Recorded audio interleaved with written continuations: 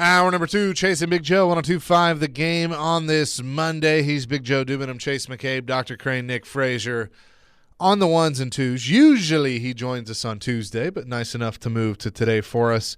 Here on this Monday, we say hello to Tim Hasselbeck, ESPN NFL analyst and the head coach over at Innsworth. How you doing, Tim? I'm doing great. How you doing? Doing fantastic. When are we going to see you and Matthew in some flag football? Never. No? I mean, it's one of those sports. I know it's getting there. I mean, everyone's promoting the heck out of it, and I mean, it seems fun. I think I got my share when I was younger, like when my kids were younger, and it's just like I coached my daughter in it. I feel like it brings out the worst in people. And that's just if I can say it. But does does it surprise you and also like at the same time make you go, really, when you see Tom Brady go out there and just be Tom Brady? Yeah, I could see Brady being like amazing in it, and then I could see other people that are good football players struggle in it. Because while there's probably, some carryover, there's also like a lot of things that would not carry over. Yeah. So I could see Brady being great because he can anticipate, he's insanely accurate. And so for Brady, I think it could be great.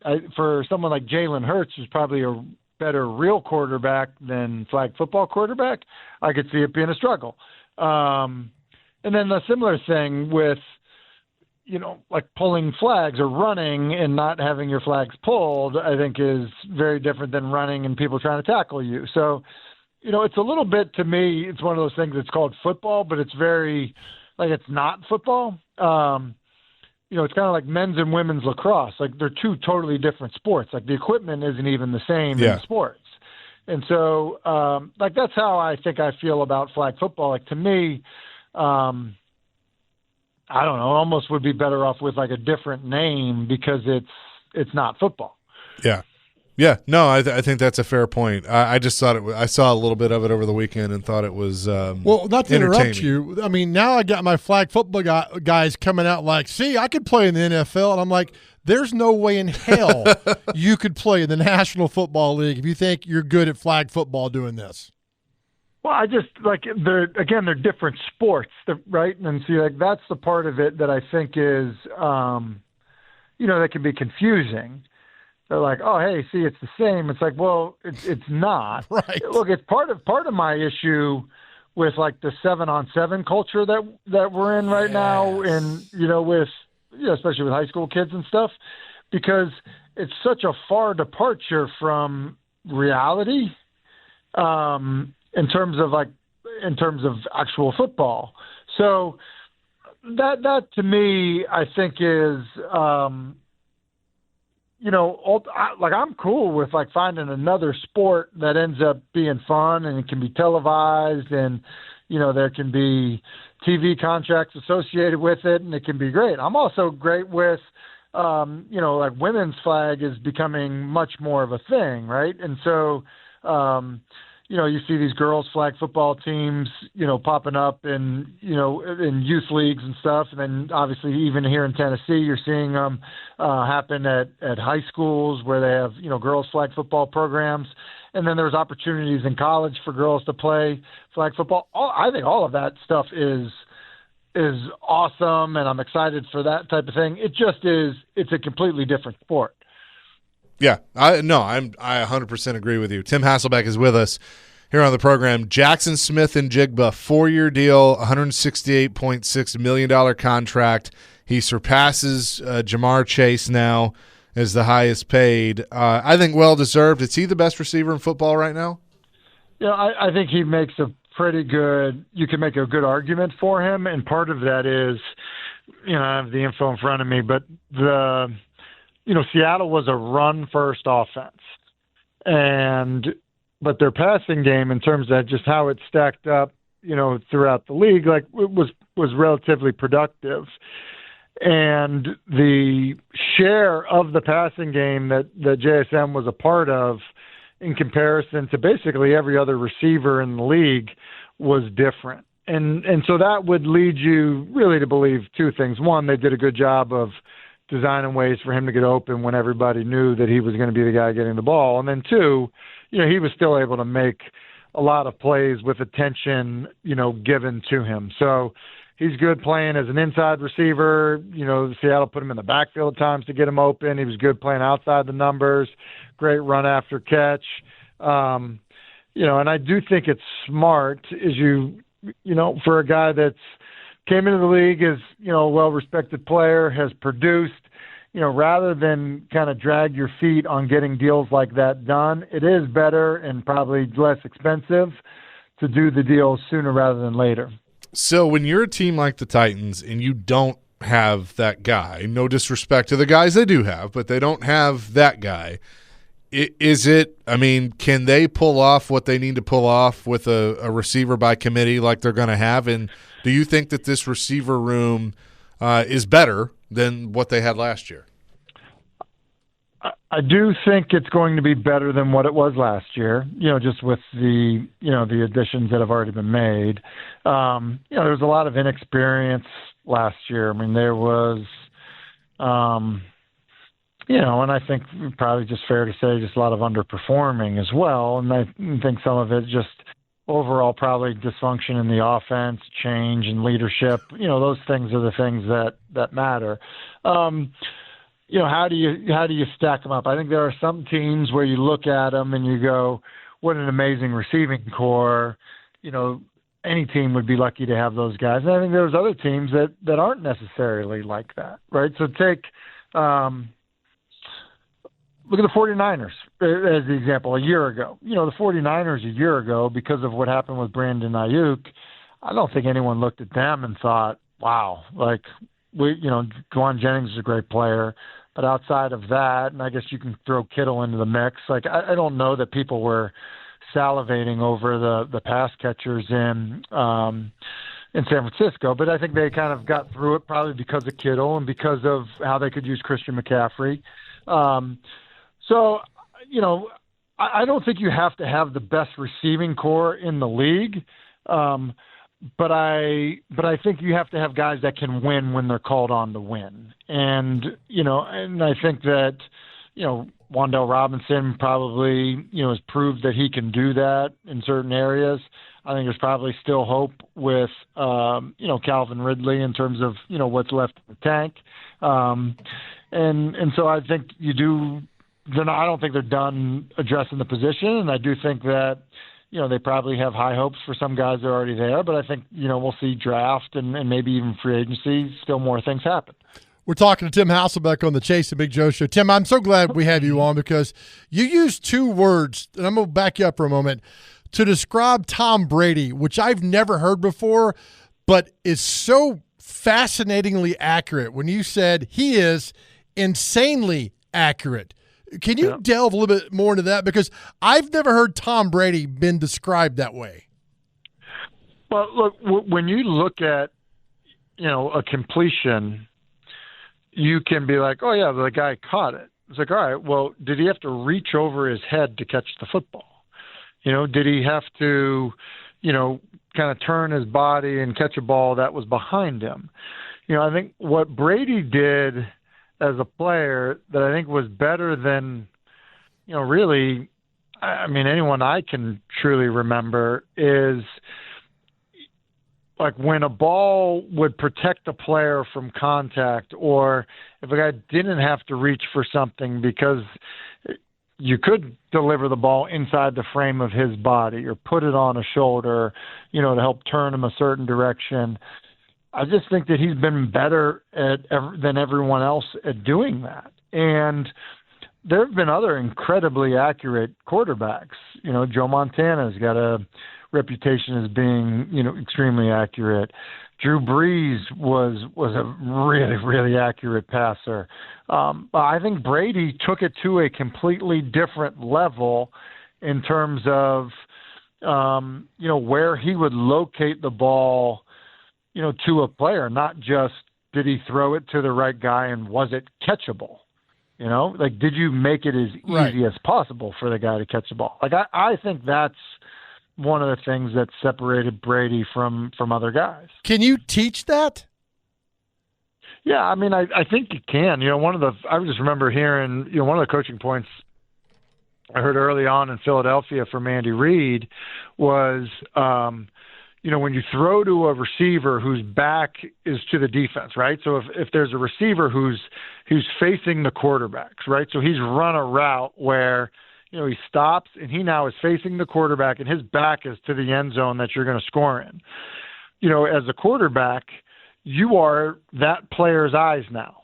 And what that means is if you throw it to his left shoulder, then he should catch it on his left shoulder and then turn to the left. And like, you are his eyes, because what you are saying is not only have I identified you as open, but the closest defender is coming from, you know, because he's turned around, that receiver's right side. So throw it to his left shoulder so he turns away from that nearest defender. And so you can definitely learn the idea of, okay, hey, what are you focusing on, right? Now, can you actually, you know, execute that and make that throw? I mean, I think that, you know, I do think that you can get better at accuracy. I think identifying what is making you inaccurate, I think and fixing those things is, you know, a much deeper rabbit hole to go down. But, yeah, I mean, it's American Sniper, aim small, miss small a little bit, right? Like if you are just like, hey, I'm going to throw it to that guy who's got a 7-foot catch radius, well, okay, well, like, yeah, sure, you can do that. Or if you're like, no, I'm going to put it on his left shoulder right now. Like, that's what I'm going to do. Yeah, I do think there's a difference. Is there a quarterback in the NFL today who's half of what Brady was as far as being insanely accurate? Yeah, I mean, half of what he was, yeah, because I think there are a lot of really good players. Like, I think Josh Allen and Mahomes are both really, really accurate players. I mean, I'll give you another guy that I think it's fair to say, you know, insanely accurate, Brock Purdy. I mean, Purdy's accuracy is really incredible. I think Matthew Stafford is an incredibly accurate passer. But, yeah, I mean, I think – so there are guys, it's like, hey, the way they're doing it, it's like, oh, yeah, like that's how you play quarterback. That's really, really good. And so, you know, like I think you could make the argument with a guy like Purdy, his accuracy is one of the things that separates him from other guys. We will have more with Tim Hasselbeck coming up next here on Chasing Big Joe, presented by the Omni Nashville Hotel on 102.5 The Game. Chasing Big Joe, 102.5 The Game here on this Monday. Continue with Tim Hasselbeck, ESPN NFL analyst. Tim, as I look at the latest round of mock drafts post-combine, I'm seeing Ty Simpson pop up in the first round quite a bit. What is kind of your post-combine evaluation of him? And I feel like he would be a work in progress in the league, but do you see enough that he could be a starting NFL quarterback? Yeah, I think that there's enough there. There's potential he could be the starting quarterback. I mean, look, the way that college football works now, if you can become the starting quarterback at Alabama, then you're checking a lot of boxes to potentially become a starting quarterback in the NFL. It's just, that's going to be the nature of,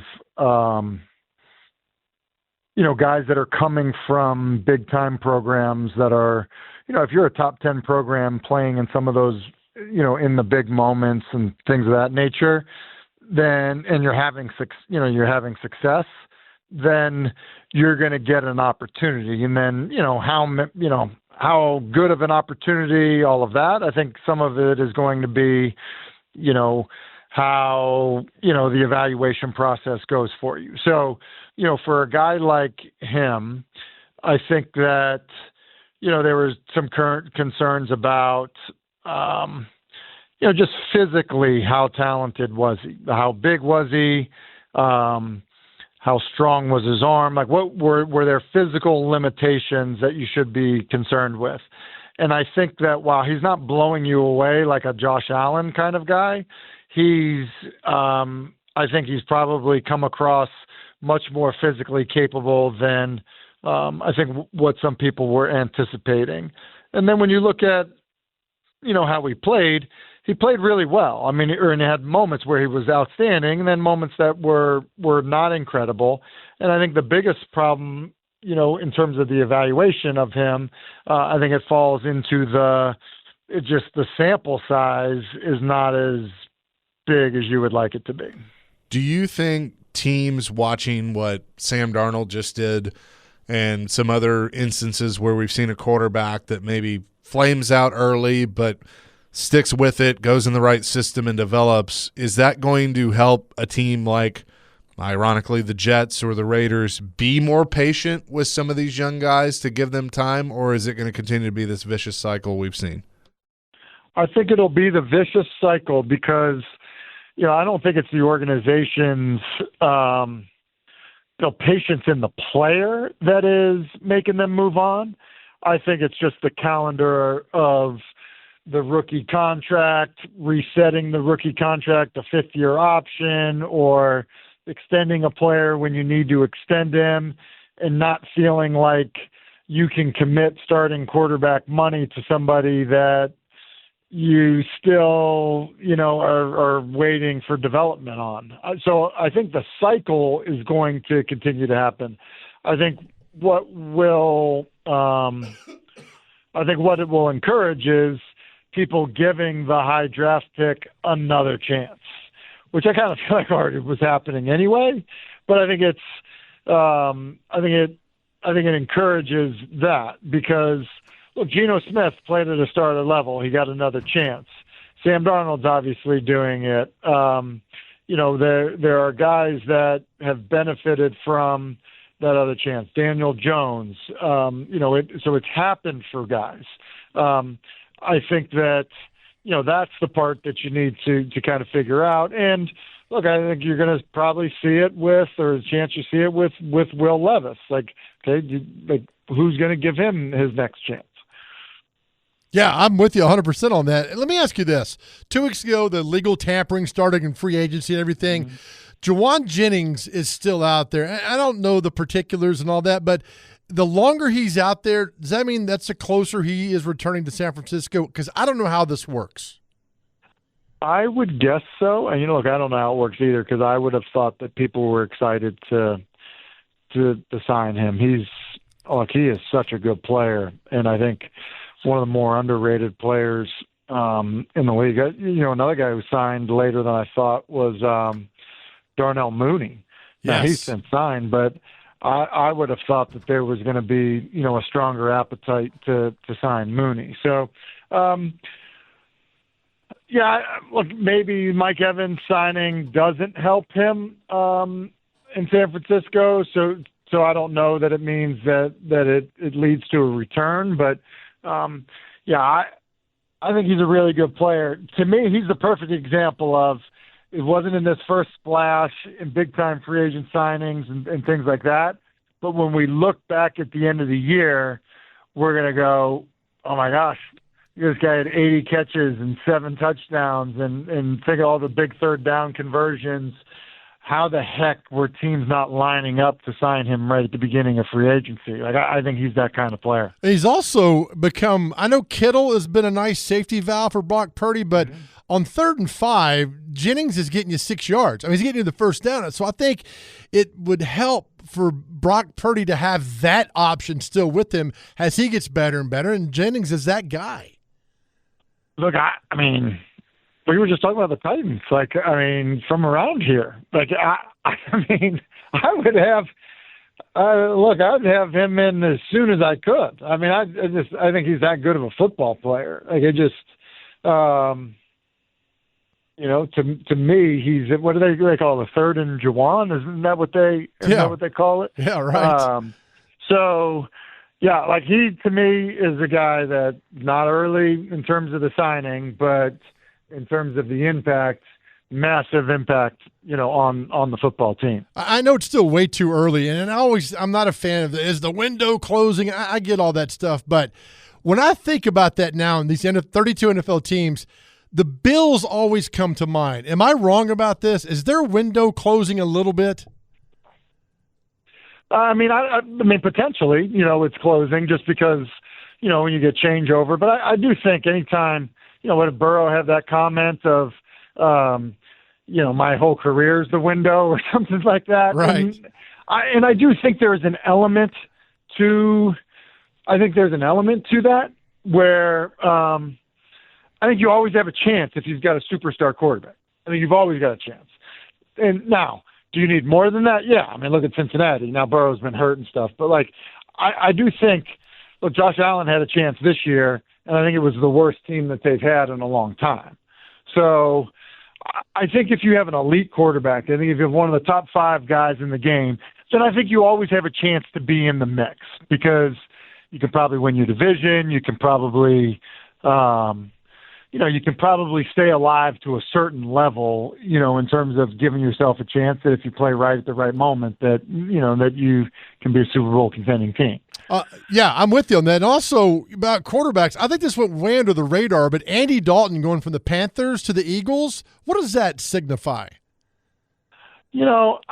I think, one, that they're a team that values, signing a guy that has some experience and can play. 2, I think, there's value in these veteran players. Andy Dalton's, he's going to be in year 15 or maybe more.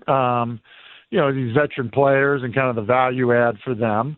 And I think teams I do think it's important for teams to be smart about, their quarterback room and how they address their quarterback room. I do think that's, kind of what it means. So it's, no different than Mitch Trubisky, here in Tennessee. There's a reason for that. And, I think certain coaches that have an affinity to certain players and, the impact beyond just playing that they have on the team, that's why, stuff like that happens. So, what it means for guys like Kenny Pickett and kind of their Case Keenum be another guy. And, right. The value that guys can add, beyond just being the starting quarterback. Hey, our question today is favorite or greatest sports moment for your favorite team. What's the greatest sports moment for Boston College ever, in your opinion? Oh, forever for BC was beating Notre Dame when they were the number 1 team. And I think you had asked me about that. Yeah, that's right. Last time. That's the biggest BC moment, probably even more so than Flutie's Hail Mary. No, get out of here. Those would be. You beat the number 1 team in the country, right after they beat Florida State on a kick. It's your rival. Right. To me, that's that one would be it. So yeah, that would be it for BC. That's a good one. But I'm going to go back. The Flutie one. Come on, man. That's what we all talk about. Yeah, listen, you can only choose one. So when you choose one, it doesn't mean you're taking a shot at the other. Right. That's the biggest sports center trick on the planet. Make a list of the top 5 guys. It's you make a list. Well, it's number 6 is, Mike Evans. You're like, why do you think Mike Evans stinks? I'm like, no, I don't. He was sick. What are we talking about? You had to draw the line somewhere. It's like a wedding guest list. Right. At some point, you're like, no, I like you. I'm related to these other people. They got invited before you. Yes. By the way, the Flutie Hail Mary should have not been allowed. Do you know why that play was illegal? And they used to call this back in the 80s. Was there a lineman downfield? No. Flutie put his mouthpiece in his sock. There's a picture, and they were they knew it, and they could have called that play dead. And they did for a uniform violation. Yes. Hey, yeah, no, in this year in high school football, we had on 2 different occasions kids get sent off the field because they have their mouthpiece in. I see it. I'm 100% behind that. Really? Yeah. You know what's crazy about that? These guys that play with no mouthpiece, I couldn't imagine not playing with a mouthpiece. Right. Yeah. And who do you yes. in that moment as the coach get more mad at, the kid or the ref? Oh, the kid, 100%. 100% the kid. Be dude, what are you doing? Put your mouthpiece in. What are we talking about here? Yeah. And then the thing that gets me is the kids that don't even mold their mouth guard. Yes. Really? Yeah. Is that I just whatever. Put some water in a microwave, soften that thing up and mold it so you can actually like talk a little bit. Well, that's one of the greatest things ever was when youth football was taking that to your mom and she boils it in the pot and you got your mouth. That is a great moment in youth sports. Hey, and then you really made it when you can cut off the strap that hooks onto your face mask. Yes. And it's just free. Because there's no germs on those things either. None at all. Tim, appreciate the time as always, and thanks for moving for us. We'll talk to you next week. All right. Yeah, see you, fellas. That's Tim Hasselbeck, ESPN NFL analyst, joining us on the program. Usually Tuesdays at 1, but nice enough to move because we'll have something cool coming tomorrow. And we got a word now. I mean, insanely accurate. I love that description of Tom Brady. Yeah. I love that, how he described Tom, insanely accurate. Yep, that is a good one. Full show. Full show. We'll have more coming up next. Chase and Big Joe, 102.5 The Game. Are we in the 60s? I think this is still the 50s. Still might be the 50s a little bit. Yeah, I think it is because he died with Buddy Holly. Yeah, Big Bopper and Richie Valens and those guys. Right? That was like 59 or something. Day the music died, man. Yep. We're close to getting to the 60s, so. Okay. I can't wait for the next hour. A little Beatles twing in there. February 3rd, 1959 is when they passed away. He was 17. Think of all those. This is not a great subject, but because of the plane crashes that we lost, right? Yeah. Like Jim Croce. Right. Leonard Skinner. Otis Redding. Yep. The Big Bopper and the boys. Stevie Ray Vaughan. Yep. I mean, it's just. Patsy Cline. Yep. Look at you, buddy. Yep. What's your favorite Patsy Cline song? Crazy? Who doesn't like Crazy? What about Blue Moon of Kentucky? Keep on shining. I do like that song, but I'm a little partial to the version done from that young man from Tupelo. Oh, yeah. Did he sing that? That was, I believe, what he went and recorded with Sam Phillips. I should know this. Because the story was that you could go in Sun Records and record like a two-sided song for somebody. Right. And that was one that he did, and Sam Phillips heard that and was like, hang on now. Oh, man. By the way, those early Elvis pictures, that's a damn fine-looking man. Right? He is. Right. And by the way, I listen when I'm in the gym. The song you turned me on to was the London Philharmonic. And oh, yeah. Burning Love. Burning Love. I mean, that is one of the greatest renditions. The whole album is awesome. Like, Can't Help Falling in Love with them playing. Is there's an album? Oh, yeah. Oh, I did not know that. Oh, yeah. Okay, I got to write it down now. Yeah. So far today, I've got Jamal Mashburn's pretty badass. Brother-in-law Mark Harmon is related to Ricky Nelson.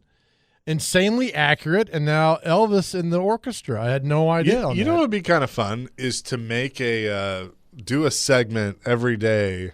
What's on Big Joe's notepad today? No. That's an adult version of Blue's Clues. Oh. We don't want that. John Denver died in a plane crash. Another one. Best. That's right. Yep. Experimental plane crash. Yeah. Sure did. I read one night. I read it in deep dives that had Jim Croce not passed away in a plane accident, Jimmy Buffett wouldn't have been Jimmy Buffett. Yeah. Because I had read they'd signed Croce and they had all this money behind him. He passed away, and somebody came and said, hey, there's another really talented guy that could kind of fill the shoes, and it was Buffett. And I was like, whoa, I was blown away by all that. Now, I don't know how much that's 100% accurate or not, but still, I mean, that was like, whoa. And I'm sure there's others that have been that way as well throughout history. I think we're leaving somebody out. What's the girl's name? The really good singer and Aaliyah. Aaliyah. Yep, she was one. Aaliyah. I'm reading through some of these. Davey Allison going out of music, but that was Helicopter. Helicopter. Yeah, but wasn't Stevie Ray a helicopter too? I think so. I think it was a plane. It was a helicopter. Okay, I think it was. And I don't know this, and I pray to God it never happens, but I know there's a plan in place if a pro football team plane crashes. Do you know this? Oh, there's got to be a play. I mean, a thing where maybe it's just too much to talk about today, but I think there is. Like every team has to, or like everybody gives up a player, essentially. I think you can claim 7, and then one has to go, then claim 7, then one has to go. That's all 31 teams. Yeah. Would do all that. So, yes. It's yeah. I mean, unfortunately, you do have to kind of think about that. I hate. I mean, it's the Marshall team that crashed. Well, remember in 70? the hockey team in Russia that had a couple of former Preds on it. Hockey team in Russia that crashed. Didn't the Oklahoma State's basketball team crash? And like half the, I think Eddie Sutton was on. This is like, I think you're right. In an ice storm. There was some team that was on the way here. Evansville to was going to play University of Evansville. Yeah. And our good friend, the Sudzo, his father was called in to identify bodies. Oh. Because they were living in Evansville at the time. Yeah. Greg Biffle just died in one. Yep. Thank you, Mike Organ. They honored him yesterday at Darlington, actually. Clay wants to weigh in on Vandy's men's basketball. Clay, please change the subject for us. What's up, Clay? Boys, I tell you, I had to call in and say that I'm back. Saturday night, late into Sunday, I was definitely in mourning. Joe, you would not have wanted to get in an automobile with me Saturday night or all day yesterday, I'm telling you. Well, where were you where were you watching it when the ball left Tyler Tanner's hands? I was at my sister's watching it with her and my brother-in-law. And I need your reaction. Take me more. I don't think he can probably say that on the air. That's very wise of you, Jay. You know what my reaction was, Clay? I told this earlier. I was watching on an iPad, but I saw the ball go in and come out, and I just went, and I shut the iPad and rolled over and went to sleep.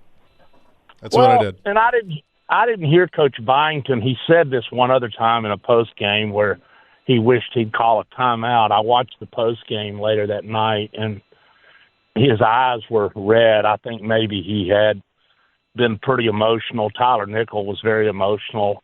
There was a true connection with this team. I think Coach Byington really liked this team, and but there are some positives that come out of it too. From what I've heard, Tyler Tanner is coming back.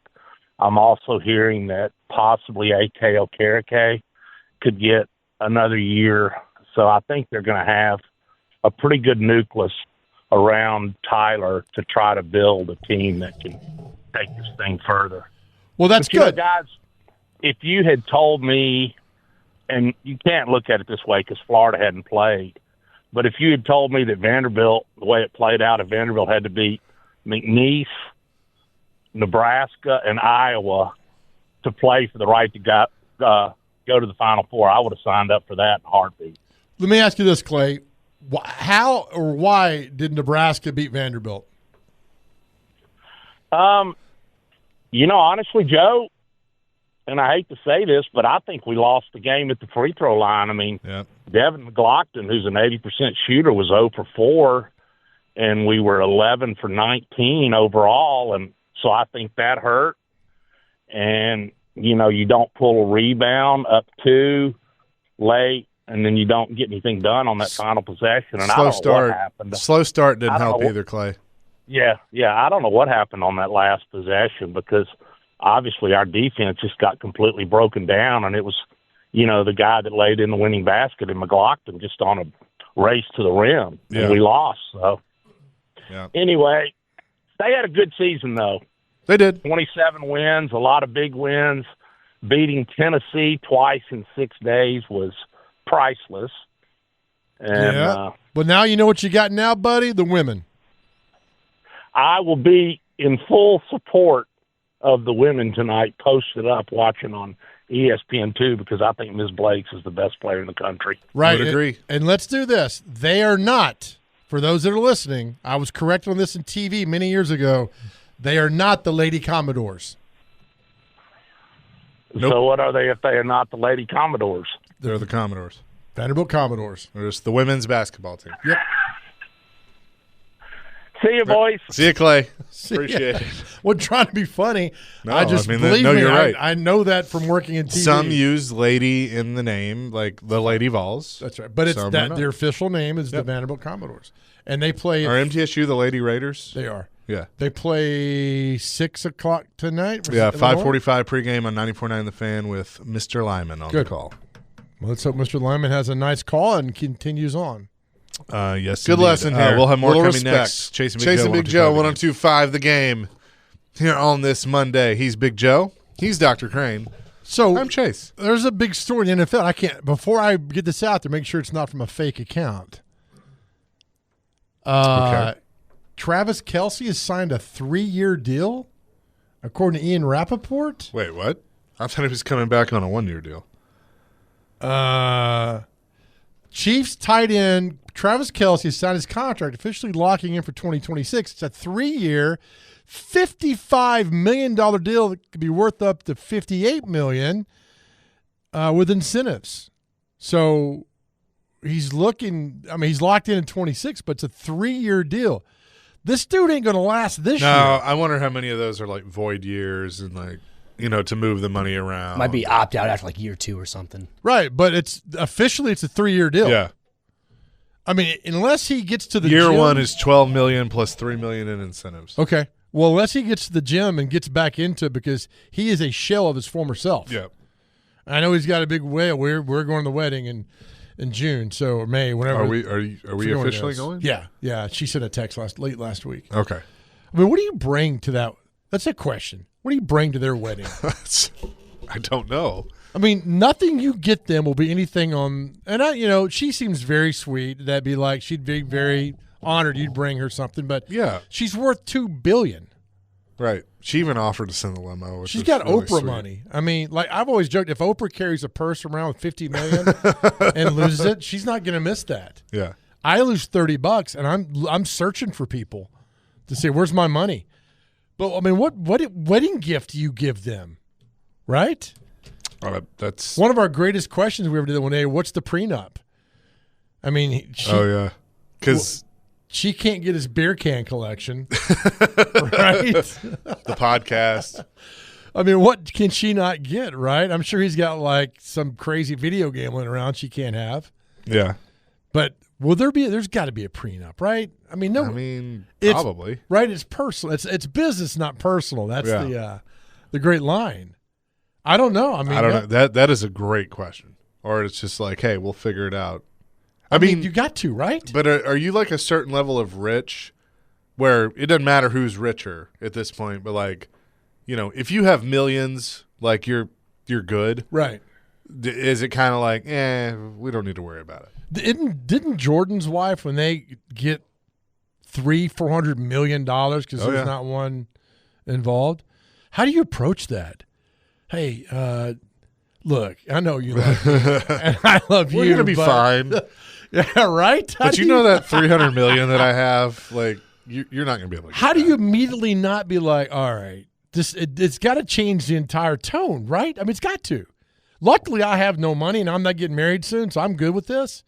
I just can't have my laptop or my dresser. I mean, I keep those two things. Well, what do you Cell keep? phone? No, not either. What are you not giving up? Here's a question for the next hour. On your prenup, what's the one thing you're not giving up? I'm not giving up my dresser. I got a really nice dresser. I'm not giving my up. guitars. Okay. Yeah. Dr. Crane, what's one thing you're not giving up? My stocks. Oh, yeah, that's smart. Yeah, that's good. Future investments. I don't want nobody touching those See, assets. do something like your pizza oven. Well, that's under insurance, so nobody can take that. We're okay. Okay, good. That's a better question. All right, what's one thing you're not giving up? If you're Travis Kelce on your prenup, you're not going to give up because he's coming back, folks. All right, there you go. 615-737-1025. We'll have more on that in hour number 3. Chasing Big Joe, 102.5 The Game.